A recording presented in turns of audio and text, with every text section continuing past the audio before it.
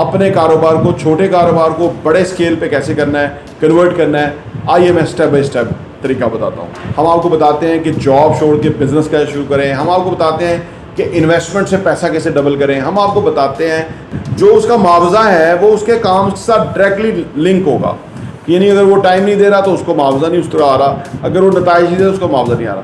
कहाँ से पैसा आ रहा है, कहाँ जा रहा है, कितना आ रहा है, कितना जा रहा है, इसमें बैलेंस क्रिएट करना, फाइनेंशियल बेस होना बेहद ज़रूरी है।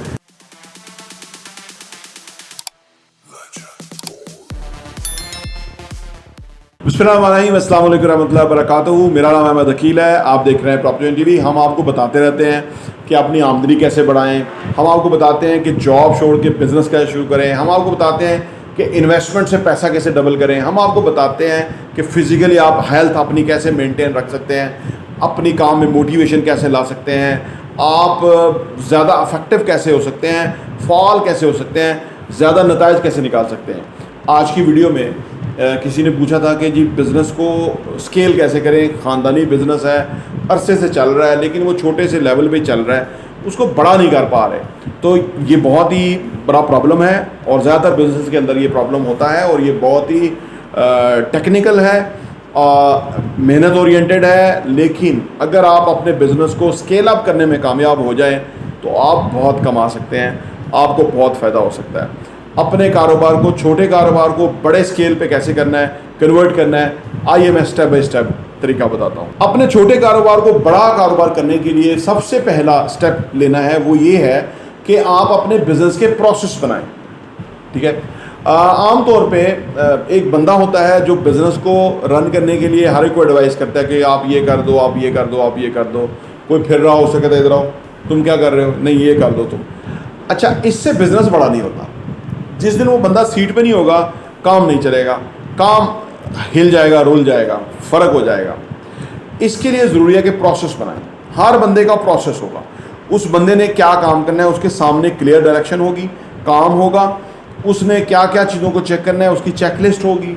ठीक है, उसका जो उसका मुआवजा है वो उसके काम के साथ डायरेक्टली लिंक होगा।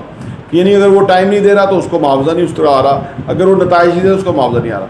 अगर नताइज ज़्यादा दे रहा है तो ज़्यादा मुआवजा मिलना चाहिए, इनाम मिलना चाहिए, बोनस मिलना चाहिए, सो दैट कि अगले को पता हो कि भाई मैं एक बेहतरीन पोजीशन में हूँ, बेहतरीन पैकेज में हूँ, मैं जितनी एफर्ट करूँगा मुझे उसका फ़ायदा, रिवॉर्ड ज़्यादा मिलेगा। तो इससे इस तरह के प्रोसेस सारे बनाएं। हर जगह का एक प्रोसेस होगा और वो कोशिश करें कि वहाँ आवेज़ा हो किस जगह पे कि ये इस शोबे में क्या प्रोसेस है, क्या पॉलिसी है, क्या जो है ना वो सिस्टम है जिस तरह से चलना है, ताकि अगर कोई सिचुएशन आए तो उसका हल पहले ही लिखा हो कि इस सिचुएशन का हल ये है, सो दैट कि वो काम रुके नहीं, काम खुद ब खुद चलना शुरू हो।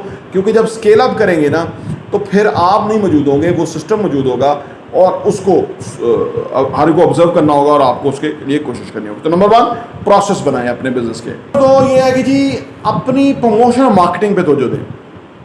बिज़नेस आज के दौर के अंदर एक सर्टन कंपटीशन है और ये कंपटीशन बढ़ता ही जाता है। लेकिन आपने देखा होगा जो बिजनेसेस अपनी मार्केटिंग पे एम्फेसाइज करते हैं, प्रमोशनल एक्टिविटीज़ करते हैं, लोगों को नज़र आता है कि ये बिज़नेस है, वो ज़्यादा कमाते हैं। तो आप ये एक सर्टन बजट मेंटेन करें कि आपने अपने बड़े को बिज़नेस को बड़ा करना है, तो उसके लिए आपके पास सर्टन बजट हो जिसके ऊपर आप मार्केटिंग और प्रमोशन के ऊपर एक्सपेंस करें, खर्चा करें, इन्वेस्टमेंट करें, सो दैट कि आपका बिज़नेस भी बड़ा हो, स्केल हो और ज़्यादा रेवेन्यू और आमदनी आए। नंबर 3 ये है कि जी फाइनेंशियल एंड ऑर्गेनाइजेशनल स्ट्रक्चर।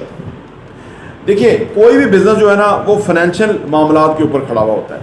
ये बहुत ही सेंसिटिव एरिया है, पैसे की मामला है, कहाँ से पैसा आ रहा है, कहाँ जा रहा है, कितना आ रहा है, कितना जा रहा है, इसमें बैलेंस क्रिएट करना, फाइनेंशियल बेस होना बेहद ज़रूरी है। फाइनेंशियल बेस के ऊपर कल को बिजनेस बहुत बड़ा खड़ा हो सकता है, आमदनी बढ़ सकती है, कितना चाहे बिजनेस आप कर सकते हैं, क्योंकि आपको कोई प्रॉब्लम नहीं होगा। आपको पता होगा कि हर इशू जो है वो सॉल्व है और वो क्लैरिटी है।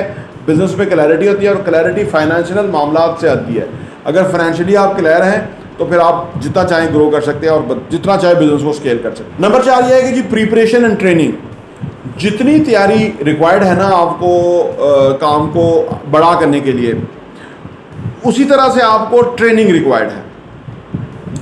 Trend human resource untrained human resource से कई गुना बेहतर होता है। फिर अगर आपके पास क्वालिटी ह्यूमन रिसोर्स नहीं होगा तो आपका बिजनेस किसी भी जगह पे जाके रुक सकता है, पीछे को आ सकता है, नुकसान हो सकता है। लिहाजा आप पहली बात कि आपके पास ह्यूमन रिसोर्स हो, दूसरा वो ट्रेंड ह्यूमन रिसोर्स हो। उसको ट्रेंड करने के लिए आपको सर्टन एसओपीज लेने पड़ेंगे जिसकी वजह से वो लोग ट्रेंड हो, ताकि वो लोगों को पता हो उन्होंने क्या करना है, वो मोटिवेटेड हो, वो पूरी तवज्जो से, कोशिश से वो काम करें और इससे आपका बिजनेस स्केल होगा, बड़ा होगा, उससे आप बहुत कमाएंगे। और पांचवा और आखिरी, अपने बिजनेस को स्केल अप करने के लिए, बड़ा करने के लिए ना आपको रिसर्च एंड डेवलपमेंट का आपने एक अदारा बनाना होगा। अपने अदारे के अंदर ही एक डिफरेंट डिपार्टमेंट होगा जो कि R&D, रिसर्च एंड डेवलपमेंट करेगा। उससे क्या होता है, वो जो अदारा है वो काम करता रहता है कि जी अगर हम बाइंग कर रहे हैं तो कहाँ से और अच्छी बाइंग हो सकती है और इकनॉमिकल, अगर हम सेलिंग कर रहे हैं तो किधर कौन सी नई मार्केट्स हैं, उधर हमें चेक करना चाहिए। क्या अगर प्रोडक्ट बनाना है तो वो प्रोडक्ट में क्या इनोवेशन करें, जो हमारा कंपटीटर है उसकी प्रोडक्ट कितनी बिक रही है, हमारी कितनी बिक रही है, हम क्या गलती कर रहे हैं, क्या अच्छा कर रहे हैं, उसको और अच्छा स्केल करें। तो ये रिसर्च एंड डेवलपमेंट का जो आपके अंदर डिपार्टमेंट है ना, ये बहुत काम का है, ये आपके बिज़नेस को स्केल करने के लिए बहुत काम करेगा। तो लिहाजा ये 5 बुनियादी स्टेप्स हैं, आप अपने बिज़नेस को ग्रो करने के लिए, आगे बढ़ाने के लिए इस्तेमाल कर सकते हैं। इससे आपको बहुत फ़ायदा होगा और आपका बिज़नेस बहुत ग्रो करेगा। प्रॉपर्टी टीवी देखने का बहुत बहुत शुक्रिया।